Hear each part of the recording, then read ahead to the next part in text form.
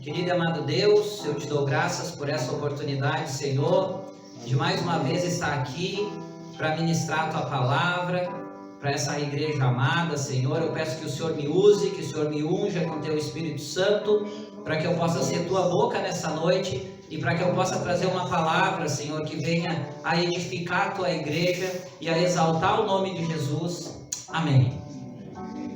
Vamos lá então, amados.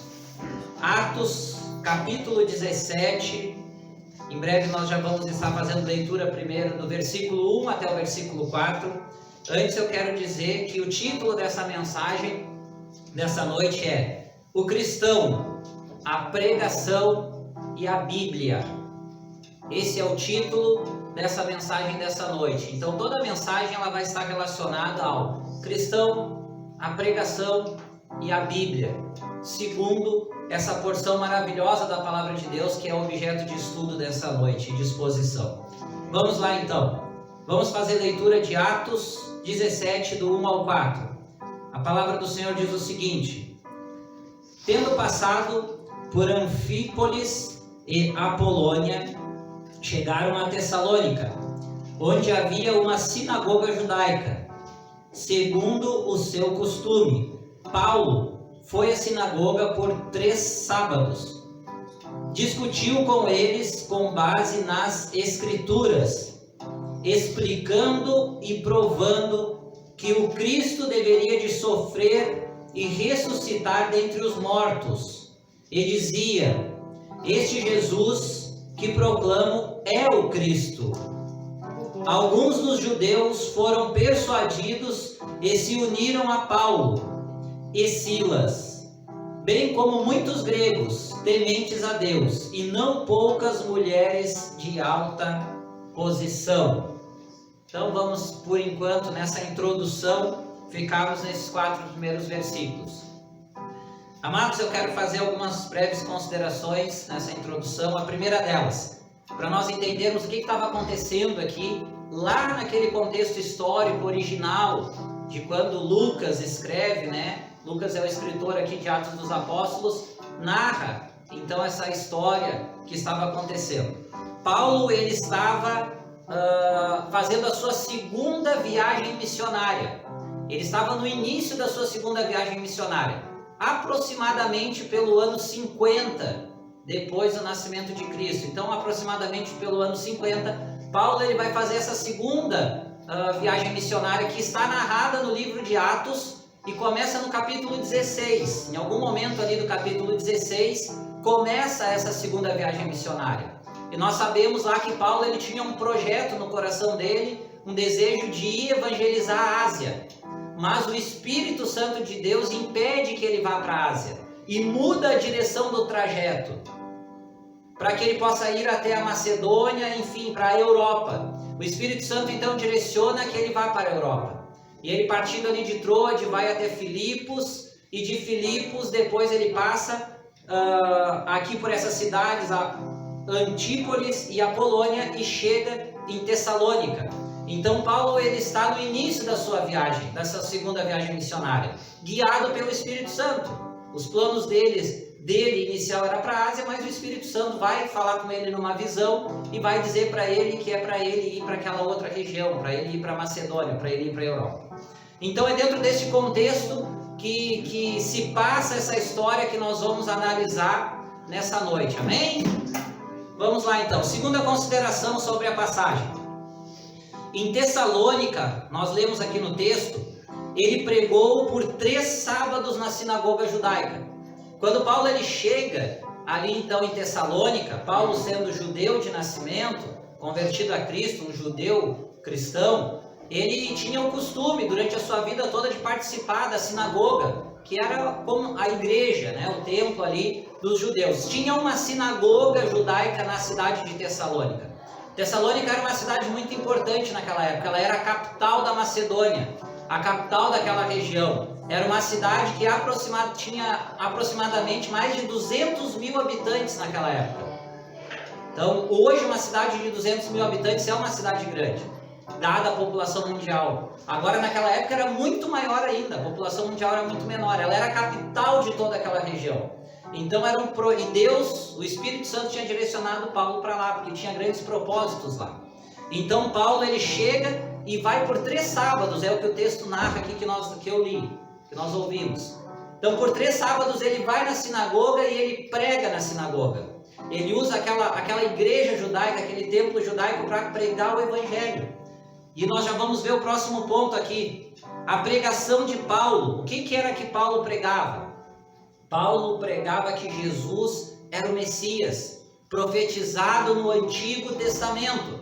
Paulo prega para os judeus daquela sinagoga e também frequentavam a sinagoga muitos gregos ou gentios, aqueles que não eram judeus, mas que eram tementes a Deus, eram simpatizantes, eram prosélitos, convertidos, e as suas mulheres.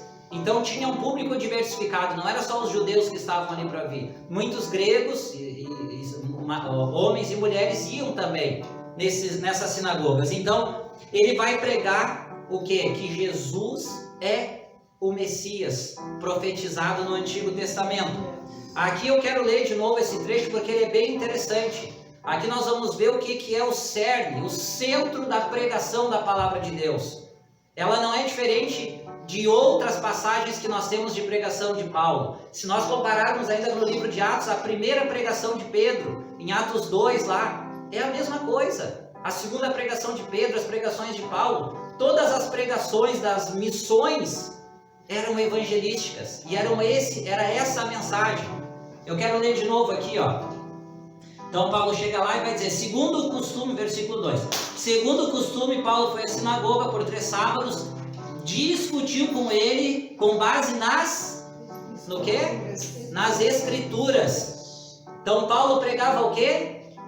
A palavra de Deus, estava discutindo com ele a palavra de Deus. Naquela época, amados, é óbvio que ainda não existia o Novo Testamento. A história do Novo Testamento estava sendo escrita, ou melhor, estava acontecendo. Mas existia o Antigo Testamento, que também faz parte das nossas Bíblias. Por quê? Porque é palavra de Deus. Então Paulo estava pregando o que na sinagoga judaica? A palavra de Deus. Ele discutia acerca das Escrituras. Continua aqui no verso 3. O que ele estava fazendo? 2 coisas. Explicando e provando. Ele estava explicando a Escritura e provando que o Cristo deveria de sofrer e ressuscitar dos mortos. Então ele vai dizer, ele vai pegar, por exemplo, aqui eu estou conjecturando, tem várias passagens do Antigo Testamento que apontam que Jesus deveria de sofrer e ressuscitar dos mortos. Havia profecias, mas, por exemplo, nós temos no livro de Atos dos Apóstolos uma passagem que narra que Filipe estava pregando lá para o eunuco em Isaías, nós temos, naquela época não tinha capítulo e versículo, mas hoje, como nós temos na nossa Bíblia, Isaías 53, que ele foi traído, que ele foi contado com os transgressores, o castigo que nos traz a paz estava sobre ele, e pelas suas pisaduras somos sarados. Aleluia. E que ele levou sobre si as nossas enfermidades. Enfim, tudo aquilo que narra lá. Por exemplo, ele poderia em algum momento ler essa passagem, pega o pergaminho de Isaías, naquela época, o rolo de Isaías, e ter narrado, e tantas outras. Mas era isso que ele estava falando, explicando e provando que o Cristo haveria de sofrer e ressuscitar dentre os mortos. E ele dizia, segue o texto aqui, este Jesus que proclamo é o Cristo. Glória a Deus. Aleluia. Ele discutia, ele explicava segundo a palavra de Deus, segundo o Antigo Testamento. Não diz ali especificamente qual passagem, mas diz que eram passagens, por exemplo, como essa que eu citei, mas tem várias outras. E ele discutia, e ele explicava e provava que esse Jesus que ele pregava, o homem Jesus, era o Cristo, o Messias prometido por Deus, que viria para restaurar o reino de Israel. E que a salvação da nossa alma, da nossa vida, dependia da confissão de fé em Jesus Cristo, do arrependimento e da confissão em Jesus. Ele estava dizendo, esse é o Messias. Nós temos que crer, nós temos que pregar, ensinar e acreditar. Ele estava fazendo o quê? Pregando o Evangelho. O que é o Evangelho? As boas novas. O que é as boas novas? Cristo veio. Era Jesus Cristo. Ele morreu, ele viveu, ele ensinou, ele morreu na cruz para levar os nossos pecados. Ele ressuscitou ao terceiro dia. E ele ascendeu os céus e ele enviou o Espírito Santo de Deus. Aleluia. Lá em Pentecostes, e nunca mais retirou. E é essa a pregação do Evangelho. E é essa a obra missionária. Era isso que Paulo estava pregando. Fica explícito aqui no texto. Resultado.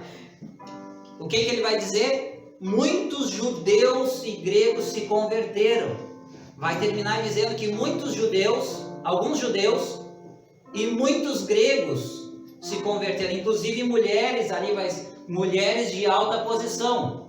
Então alguns dos judeus se uniram a eles e muitos gregos se converteram. Por quê? Porque ele estava pregando a poderosa palavra de Deus. Ungido pelo Espírito Santo que operou naquela ocasião. Aleluia. Amém, amados? Amém. Vamos continuar aqui então. Agora vamos fazer a leitura do verso 5 até o verso 9. Então, essa primeira parte vai narrar Paulo em Tessalônica. E agora vai continuar falando de Paulo em Tessalônica, do verso 5 até o verso 9. Mas vai falar da trama dos judeus, de alguns judeus em Tessalônica, para pegar Paulo e Silas, para prender Paulo e Silas. Vamos lá, verso 5 até o verso 9, a palavra de Deus diz o seguinte: Mas os judeus ficaram com inveja. Reuniram alguns homens perversos dentre os desocupados.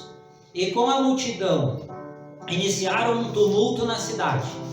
Invadiram a casa de Jason em busca de Paulo e Silas, a fim de trazê-los para o meio da multidão. Contudo, não os acharam.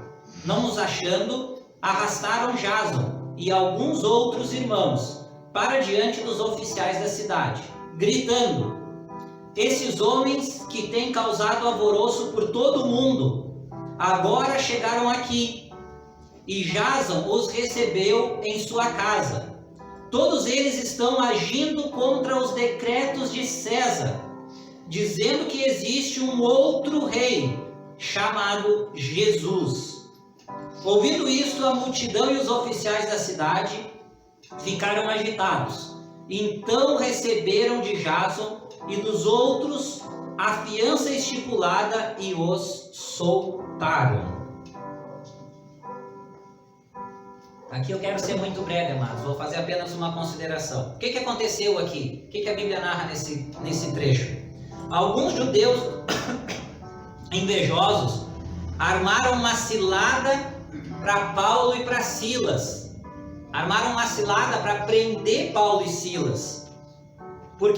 E a acusação qual era? Veja que o texto fala que esses judeus foram lá e pegaram criminosos, bandidos, depende da tradução ali, vai dizer, né? Vadios, tem várias, as traduções mudam um pouco, mas pegam aquelas pessoas a ralé ali e levam e criam um tumulto na cidade. E vão até a casa que eles estavam hospedados, na casa de Jason, para prender Paulo e Silas, mas Paulo e Silas não estavam, então eles prendem Jason e alguns dos irmãos e levam em praça pública. Naquela época o Império Romano dominava aquela região, mas o Império Romano Tessalônica era uma cidade chamada independente, ela tinha autonomia jurídica. Existiam juristas dentro dos tessalonicenses que tinham poder de julgar e condenar. Os romanos davam essa concessão por ela ser uma cidade livre. Então, eles poderiam pegar Paulo e Silas, levar para lá e julgar e condenar eles. Mas então não acham, levam esse Jason e esses irmãos. Por quê? Porque os judeus, aqui o texto começa dizendo, eles estavam com inveja. Porque a pregação de Paulo era poderosa. E pessoas estavam se convertendo ao cristianismo. E os judeus, cheios de inveja, tramaram uma cilada para Paulo e Silas. Mas aprove a Deus proteger eles. Então, esses homens são levados em praça pública, é estipulada uma fiança, é feito um julgamento, eles pagam a fiança e são liberados. Vamos continuar aqui então do verso 10 até o verso 12. Que esse momento nós já vamos ver a partida de Paulo e Silas para Bereia, para a cidade de Bereia. A palavra do Senhor diz o seguinte: Logo que anoiteceu, os irmãos enviaram Paulo e Silas para Bereia. Chegando ali, eles foram à sinagoga judaica. Os bereanos eram mais nobres que os tessalonicenses, pois receberam a mensagem com grande interesse, examinando todos os dias as Escrituras, para ver se tudo era assim mesmo. E creram muitos dentre os judeus, e também um bom número de mulheres gregas, de elevada posição, e não poucos homens gregos. Aqui, amados, eu posso dizer para vocês que é o ponto alto dessa mensagem dessa noite. Era necessário entender todo o contexto, tudo que chegava até aqui. Aqui eu quero fazer as principais considerações da mensagem desta noite. Vamos começar então, nestes 3 versículos. Paulo e Silas, então, começa dizendo que Paulo e Silas, o que os irmãos fizeram? Quando descobriram lá, foram até a casa de Jason, não, descobriram que eles procuravam Paulo e Silas, eles, de alguma forma, o texto não narra, enviaram Paulo e Silas para Bereia, que era uma cidade não muito distante de Tessalônica. Então eles fizeram uma fuga, eles fugiram apressadamente, né? Aqui o texto vai falar que de noite, ao anoitecer, né? Naquele mesmo dia, ao anoitecer, eles levaram em fuga Paulo e Silas para a cidade de Bereia, para se livrar das autoridades ali então de Tessalônica. Começa o versículo 10 narrando isso. Depois vai dizer que quando Paulo, né, e Silas chegaram a Bereia, qual foi a primeira coisa que eles fizeram? Acharam lá em Bereia uma sinagoga e foram pregar a palavra de Deus. Acabavam de ser perseguidos. Um pouco antes, lá nós vamos ver no capítulo 16, eles tinham sido presos, açoitados. Liberaram eles, foram para Tessalônica. Já no capítulo 17, né, aquela famosa passagem no 16 lá, capítulo 16 de Atos, Paulo e Silas na prisão, foram de novo. Tessalônica tentaram prender eles, armaram, conseguiram fugir, chegaram em Bereia. Qual foi a primeira coisa que eles foram fazer? Sinagoga, pregar a palavra de Deus. Aleluia! Independente das circunstâncias, eles continuavam com o objetivo deles, que era evangelizar, seguindo as orientações do Espírito Santo, que tinha chamado eles, tinha aparecido em visão para Paulo, que queria que ele evangelizasse a Macedônia, a Europa, e eles continuavam com aquele projeto, independente das circunstâncias. Aleluia! Vamos continuar aqui então, amados. Agora tem uma coisa interessante, antes de continuar. Nós entendemos que a pregação que eles fizeram em Bereia foi a mesma pregação que eles fizeram em Tessalônica e a mesma pregação que eles faziam nos outros lugares na viagem missionária. Eu já não vou voltar, eu já expliquei aqui, o texto mesmo diz.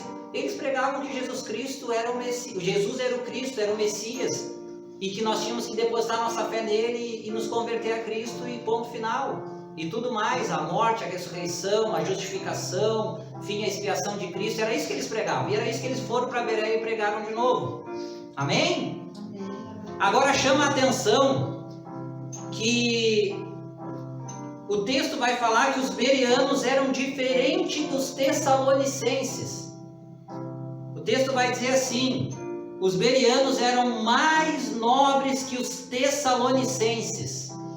E isso é muito interessante, porque Lucas registrou 2 motivos na sequência, cujos quais ele justifica o porquê. Não era desprezar os tessalonicenses, dizer que os tessalonicenses eram ruins, mas eles vão dizer que os bereanos eram mais nobres do que os tessalonicenses, e ele lista 2 motivos. E vamos analisar esses 2 motivos então. Primeiro motivo, eu quero ler o texto bíblico que diz: os tessalonicenses, os bereanos eram mais nobres que os tessalonicenses, pois receberam, primeiro motivo, receberam a mensagem com grande interesse.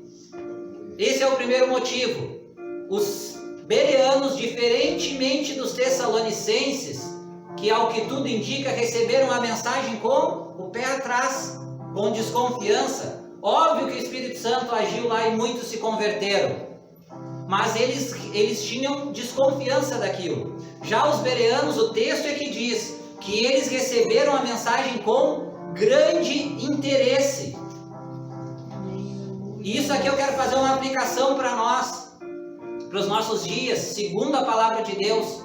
A importância de quando nós saímos das nossas casas para vir até a igreja, prestar um culto a Deus, a importância de receber a mensagem de Deus com grande interesse. Aleluia! Veja o elogio que é feito biblicamente para os bereanos. Primeiro, porque eles recebem com grande interesse. E a gente vê, infelizmente, aqui não. Eu sei que eu pastorei essa igreja aqui 1 ano e meio. Mas em muitos lugares, às vezes, a gente prega aí em vários lugares, a gente vai trazer a mensagem e é um mexendo no Facebook, é outro mexendo no WhatsApp, é um conversando com o outro. As pessoas não têm interesse, às vezes, de ouvir a palavra de Deus. E veja como é importante nós demonstrarmos interesse, termos grande interesse, prestarmos atenção na ministração da palavra de Deus. Veja que é o primeiro motivo que Lucas registra aqui, que eles receberam a mensagem com grande interesse. A importância de nós pararmos e prestarmos atenção na pregação, na mensagem de Deus. Porque Deus, uma das formas de manifestação é através da pregação da sua palavra. A própria Bíblia, o próprio apóstolo Paulo, ele vai escrever que aprouve a Deus salvar os que creem através da loucura da pregação. A pregação é o método de Deus para anunciar Cristo às pessoas. Aleluia! E quando eu digo a pregação, eu não falo só de subir num altar, num culto da igreja, na frente de um púlpito, com um microfone na mão, mas na sua casa, no seu trabalho, toda a porta que se abre para pregar a palavra, inclusive na igreja. Amém? Vamos ver o segundo ponto, o segundo motivo. O texto vai dizer assim, que depois que além deles demonstrar grande interesse, examinando todos os dias as Escrituras, para ver se tudo era assim mesmo. Então, o que os bereanos faziam, além de ter interesse na pregação de Paulo? Eles examinavam todos os dias as Escrituras. Primeiro detalhe aqui, lembra que lá em Tessalônica é narrado que ele pregou em 3 sábados. A narrativa bíblica, e é o que a gente tem que tomar por base, primeiramente, só nos sábados, em 3 sábados Paulo pregava. Aqui os bereanos analisavam todos os dias. Isso nos leva a entender claramente que Paulo então pregava todos os dias. Olha o tamanho do interesse dessas pessoas de Bereia. Porque eles analisavam, ali o texto diz, todos os dias as Escrituras. Olha o interesse, não era uma coisa só no sábado. Outra aplicação para nós. Olha a diferença em Tessalônica, eles iam no sábado e ouviam a pregação. E já com o pé atrás, né? Que é o que dá para entender aqui, comparando Tessalônica, os crentes de Tessalônica, ou o público de Tessalônica, com o público de Bereia. Os de Bereia iam com interesse, com o coração aberto. Aleluia! E não era uma coisa só de sábado, eles examinavam as Escrituras. O que eles examinavam? O Antigo Testamento, a palavra. Tudo que Paulo pregava e ensinava, usando a palavra de Deus, o Antigo Testamento, eles pegavam lá os pergaminhos deles, os rolos da Bíblia deles, e eles examinavam se o que Paulo estava falando sobre Jesus Cristo, se as profecias que Paulo estava usando nas suas pregações, a palavra que Paulo estava usando, era de acordo com aquilo que estava na Escritura. Aleluia! Então, amados, mais uma aplicação para nós. Não é errado analisar, não, o pregador está lá, se tem uma cultura, infelizmente equivocada, principalmente no evangelismo brasileiro, no meio de muitas igrejas evangélicas, infelizmente no ramo evangélico brasileiro, que porque acham que porque o camarada está aqui como eu, vou usar eu como exemplo, com uma Bíblia, com um microfone, e o pastor da igreja chamou ele para pregar ali, e o que ele falar é lei. O que ele falar tá certo. Ele falou, tá falado. Se ele correr para a direita e mandar todo mundo correr, tem que correr. Se ele disser, olha para o teu irmão do lado e repete, porque se tu fizer isso, tu vai ser abençoado, tu faz. Ou recebe, enfim, tem tantas artimanhas, tantas estratégias, mas eu quero me referir principalmente ao conteúdo bíblico. Se o camarada pega e torce o conteúdo bíblico, e hoje nós temos uma imensidão de igrejas heréticas no mundo, e aqui no Brasil também. Por quê? Porque acham que os líderes que estão lá pregando e ensinando a palavra de Deus, eles são autoridade acima da Bíblia, porque as pessoas não se dão ao trabalho de examinar o que é pregado. E o que eu aprendo aqui com a palavra de Deus? Eu aprendo aqui com a palavra de Deus claramente que não é feio, não é errado, e pelo contrário, era motivo dos bereanos serem mais nobres que os tessalonicenses. Porque eles examinavam tudinho, todos os dias, o que Paulo estava pregando, se era de acordo com as Escrituras. Eu quero pedir um favor para vocês. Examinem a minha pregação com a palavra. Quando chegarem em casa, não, pode pegar e ler e ver se eu falei alguma coisa em desacordo. E se ficarem com alguma dúvida, pode entrar em contato comigo para a gente conversar. Não tem problema. Não é errado, é correto. O errado é engolir qualquer coisa que é ministrada e levar aquilo e acreditar naquilo, sem conferir com a palavra de Deus. Isso é motivo, pessoas que conferem aquilo que é pregado, que é ensinado com a palavra de Deus, confrontam, isso é motivo de prestígio, segundo a palavra de Deus. Aleluia. Resultado final, amados. Resultado final. Muitos, lá em Tessalônica, alguns judeus, né? Agora aqui em Bereia, muitos dentre os judeus se converteram. Muitos, lá eram alguns. Lá em Tessalônica, alguns dos judeus se converteram, bastante grego, né? Bastante gregos se converteram. Mas alguns dos judeus se converteram e os outros judeus foram fazer o quê? Tramar contra os homens de Deus. Para prender eles, para condenar eles, para açoitar eles. Agora em Bereia, muitos judeus se converteram. E eu não vou ler aqui, mas se você ler em casa, do versículo 13 até o versículo 15, você vai entender uma coisa, você vai aprender uma coisa. Que os bereanos os judeus, além de ser muitos que se converteram, além de gregos, né, e mulheres de alta posição também, como Tessalônica, os judeus bereanos não perseguiram Paulo e Silas. Mas aqueles judeus que estavam lá em Tessalônica, tá do verso 13 até o 15, eu não vou ler, você vai ler em casa.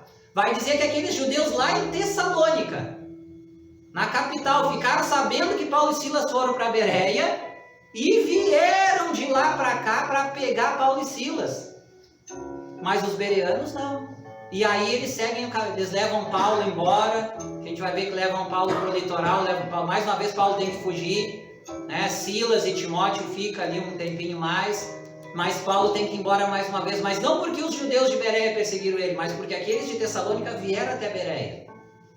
Então olha a diferença do auditório, a diferença do comportamento daquela igreja que foi fundada em Tessalônica e daquela igreja que foi fundada em Bereia.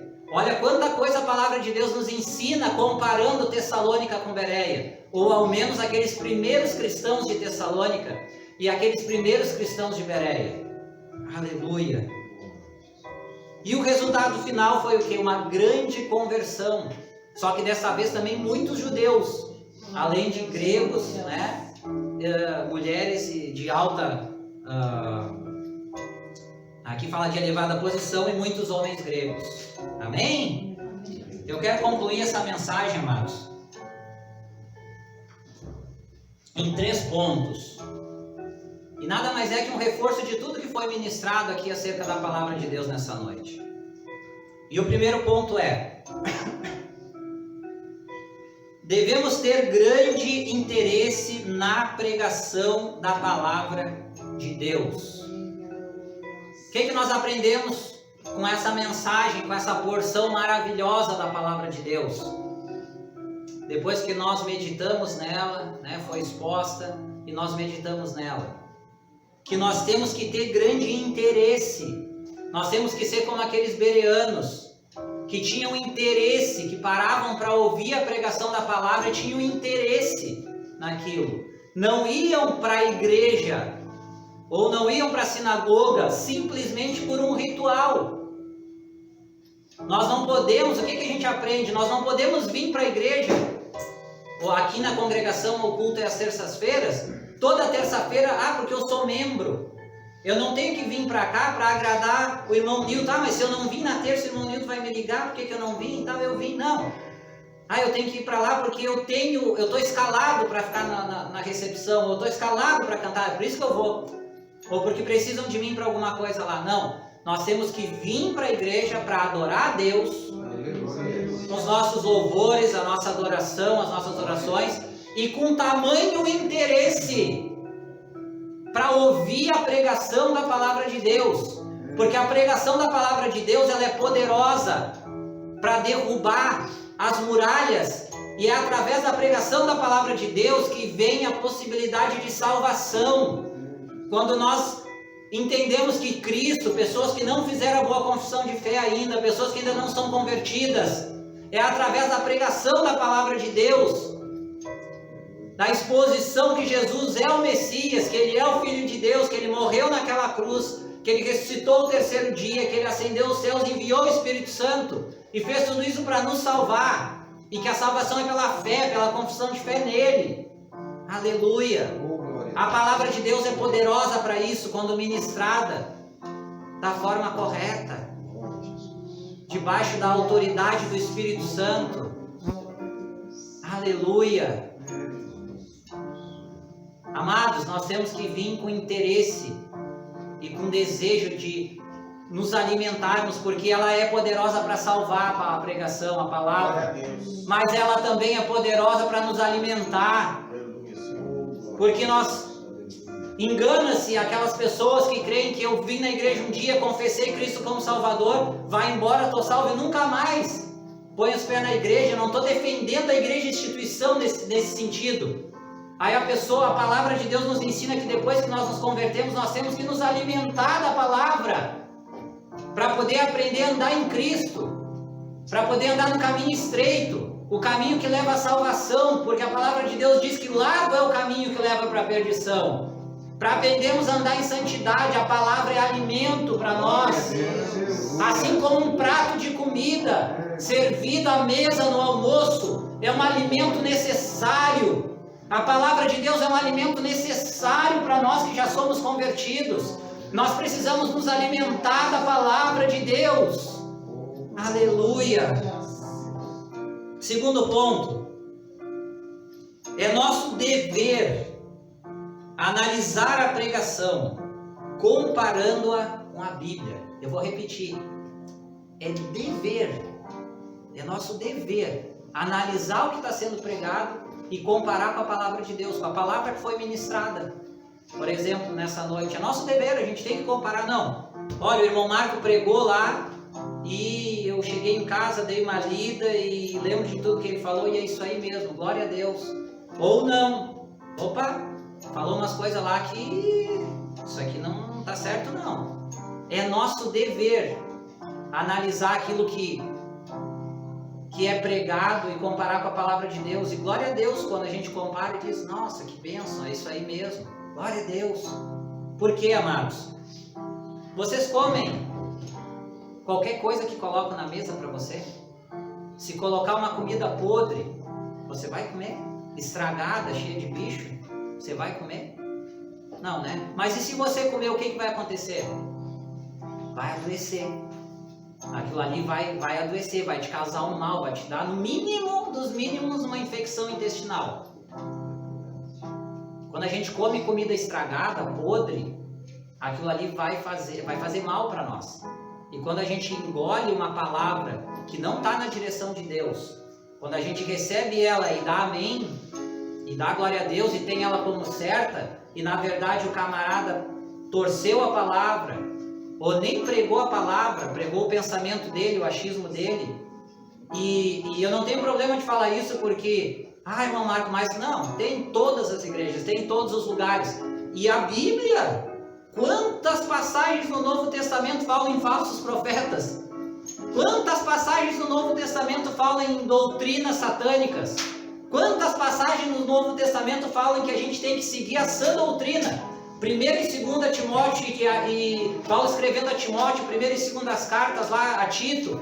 Quantas vezes ele vai falar da falsa doutrina e da sã doutrina? E quem é que ensinava a falsa doutrina? Pessoas que assumiam o altar da igreja também. Não eram os de fora, eram os de dentro que ensinavam as heresias. Deixa eu falar uma coisa para vocês, a Bíblia é a mãe das heresias. As maiores heresias teológicas que existem na história do cristianismo foram baseadas em textos bíblicos. Textos fora de contextos, que as pessoas pegavam e torciam. Então a gente não pode comer qualquer coisa, a gente não pode se contentar com qualquer coisa. Assim como nós temos que comer uma comida novinha, boa, ali que vai nos alimentar, que vai nos fazer bem para a nossa saúde, nós também temos que nos alimentar da boa palavra de Deus, da boa pregação da palavra de Deus. Aleluia! E amados, nós estamos vivendo um tempo, infelizmente, e não é só o nosso tempo, tá bom? Ao longo da história da igreja é mais ou menos por aí. Mas nós estamos vivendo um tempo, principalmente nas igrejas evangélicas, em muitas igrejas evangélicas no Brasil, e infelizmente, principalmente no meio neopentecostal e também no meio pentecostal, porque a gente tem que falar a verdade, não adianta querer tapar o sol com a peneira, em que muitas pessoas, infelizmente, por vários motivos, por financeiro, por deixar o orgulho entrar dentro dela, e agora eu estou falando de pregadores, tá bom? Por orgulho, por status, por poder, por nome, por dinheiro que ganham às vezes muito para andar correndo aí. Primeiro eu quero dizer que tem muitos bons pregadores itinerantes, homens e mulheres de Deus que correm, ganham a vida aí pastoreando, pregando, que são bênção de Deus. Mas infelizmente tem muitos que estão mercadejando a palavra de Deus, como é censurado na própria Bíblia. Muitos que ao invés de usar o altar para pregar, fazem um show, corre de um lado para o outro, grita, e profetiza, fala aquilo que o povo quer ouvir, massageia o ego, leva as pessoas ao emocionalismo. E eu não achei nenhuma pregação bíblica, nenhuma, que o propósito é massagear o ego de alguém, que o propósito é se promover, se autopromover, é ter lucro financeiro, é mexer com o emocionalismo das pessoas simplesmente. Não é, não tem. E hoje nós temos, infelizmente, pessoas que andam pregando aí nas igrejas, quer ver, e um dos maiores problemas é que as pessoas aplaudem, é que as pessoas, o público, o auditório está ali às vezes e dá amém e glória a Deus e aleluia. Quer ver, em muitas igrejas diz que vai vir um fulano de tal. Ele tem o dom da profecia, ele tem o dom da revelação. Bota gente que tem que botar a cadeira na rua às vezes. E aí o camarada vai lá e lê um texto bíblico e começa a ler só um texto lá, quando muito, às vezes nem lê. E aí começa, recebe, profetiza para cá, profetiza para lá, torce a palavra, inventa coisa, e grita e corre, diz que tem anjo, diz que tem, a igreja vai ao delírio. E a igreja acha o máximo. Eu vou dar um testemunho aqui bem rapidinho. Algumas vezes, não foi uma nem duas, já fiquei sabendo, conversei com pessoas, eu não vou dizer o nome, que, tu viu, não foi no culto lá, tal culto, tal igreja e tal, também não vou dizer qual igreja. E eu perguntei, como é que foi? Foi uma benção. E a pregação, como é que foi? Estava maravilhoso. Tá, mas quem foi pregado? Nem lembro. Tá, mas como é que estava bom? Tá, mas tu não lembra o texto? O que foi ensinado então? Nem ensinou nada, mas ele profetizou para esse, para aquele, profetizou para a igreja, disse que nós vamos ser abençoados, que vou ter isso, vou ter aquilo, chamou, impôs as mãos. O cara estava cheio de Deus, suou a camisa, saiu lavado, correu para lá, correu para cá, entregou profetada para todo lado. E aí o povo vai ficar assim, eu assim, né, aquela minha cara estava tá bom. E estava bom então? estava uma bênção, a igreja lotou, estava lotado. Aí como é que, não, o povo estava em delírio, Espírito Santo, o céu desceu, o céu desceu. E aí dá vontade de perguntar, né? E quando bater a dificuldade na tua porta, o que aquela pregação vai servir para a tua vida? O que aquilo lá vai correr, vai pular? E a profecia que tu recebeu e tu deu glória a Deus e aleluia e não vem, e não vem, e não vem, porque muitas vezes ela não vem de Deus. Ela vem do homem, ou pior, vem do diabo. Amados, nós não podemos deixar o espiritual de fora. Nós temos sim que ser fervorosos, sim, mas nós temos que nos alimentar da palavra de Deus. E a palavra de Deus, ela é racional, ela toda tem um sentido, ela toda tem uma explicação, e Deus nos chama, nós os pregadores da palavra, para eu não crio uma mensagem. A mensagem estava aqui, o que eu preguei essa noite estava aqui, a mensagem é a palavra, eu só estou transmitindo para vocês. Aleluia. Vamos ter consciência, amados. Eu me alonguei um pouquinho nesse segundo ponto aqui, porque é algo que precisa ser pregado nas igrejas. Porque uma coisa que eu vou confessar para vocês aqui, uma coisa que o Espírito Santo tem me incomodado, porque eu me incomodo muito quando eu assisto esse tipo de pregação, quando eu vejo esse tipo de pregador e eu vejo a igreja vibrar com isso. E aí o Espírito Santo falou comigo: e o que tu está fazendo para combater isso?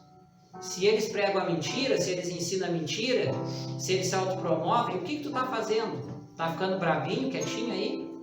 Se eu te chamei para levantar, para pregar a palavra, prega a palavra, prega a verdade. Aleluia. E é por isso que eu estou falando aqui para vocês nessa noite. Aleluia. Terceiro e último ponto. Nada pode substituir o compromisso do cristão de fazer duas coisas, tá? Ler e estudar a palavra de Deus. Nada pode substituir. Nós não podemos viver só de ter contato com a palavra quando a gente vem na igreja 1 ou 2 vezes por semana, quando muito, e ouve uma pregação. Não é esse o dever do cristão, não é esse o compromisso do cristão. Se alimentar só de pregação, só de ministração. Nós temos o compromisso e o dever de ler e estudar a palavra. Olha o exemplo dos bereanos. O que eles faziam? Ouviam e Bíblia, palavra. Vamos ler, vamos analisar. Realmente, Paulo tem razão. Tem razão, é isso aí mesmo que está escrito. Eles todos os dias, ali o texto diz, estudavam a palavra. E por que eu coloquei não só... eu coloquei 2 verbos aqui, ler e estudar. Porque a Bíblia ela não é feita somente para ler, para ser lida. Ela é feita para ser lida e estudada, porque nós precisamos aprender. Porque quando nós lemos a Bíblia, se nós pararmos para ler nossa Bíblia com atenção, com o coração aberto, Deus está falando diretamente com nós. Quando nós estamos, às vezes tem gente que vem para a igreja e, ai Deus, levanta um profeta para falar comigo, levanta um pregador ou alguém para me entregar uma profecia para falar, eu queria tanto que tu falasse comigo. Era só chegar em casa, abrir a Bíblia e começar a ler. Deus fala conosco através da sua palavra, e não é só a palavra pregada, é a palavra lida, estudada, meditada. Aleluia. Nós não podemos negligenciar nossa leitura, nossa devocional bíblica. Cada um de nós temos que ter acesso a ter contato direto com Deus através das nossas Bíblias, através da nossa palavra.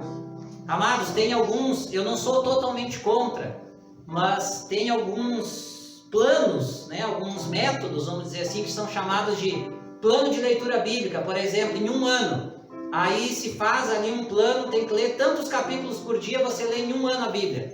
Eu não estou dizendo que eu sou contra, mas eu nunca indiquei para agora falando como professor de teologia, eu nunca indiquei para um aluno meu, e eu nunca fiz isso também. Por quê? Eu não estou dizendo que é errado ler a Bíblia toda, de Gênesis a Apocalipse, mas nesse plano de leitura ele é acelerado. E aí você vai ter, bom, eu tenho meia hora e eu tenho que ler 3 capítulos por dia. Você vai ler ali, ó, e vai passar muita coisa desapercebida. Porque a Bíblia ela não é feita só para ser lida. Não é porque você vai ler em 1 ano a Bíblia de Gênesis a Apocalipse, cumprindo um plano bíblico lá, que você vai entender. Talvez se você ler menos da metade dela naquele ano, mas você parar, ler, meditar, pedir para Deus falar contigo, para Deus te revelar, para o Espírito Santo te revelar o que é aquilo ali. Glória a Deus. Aleluia. Quantas vezes eu peguei a palavra de Deus, vou ler tal livro, e começo a ler, daqui a pouco chego ali, bem rapidinho aquilo ali, Deus fala comigo, eu já não consigo ler mais nem um versículo mais. E aí eu começo a ler, e a interpretar, e a entender, e Deus vai falando comigo, e eu queria ler uns 2 capítulos, leio 4, 5 versículos, às vezes, um capítulo no máximo. Por quê? Porque eu parei, não, a gente tem que ler e entender a palavra de Deus. Não é para ler apressado, assim, não é para cumprir meta, não é para ganhar nota do professor. Aleluia. É para nós poder ter contato direto com Deus, é para poder ouvir a voz de Deus, visualizar através da sua palavra. Amém, amados?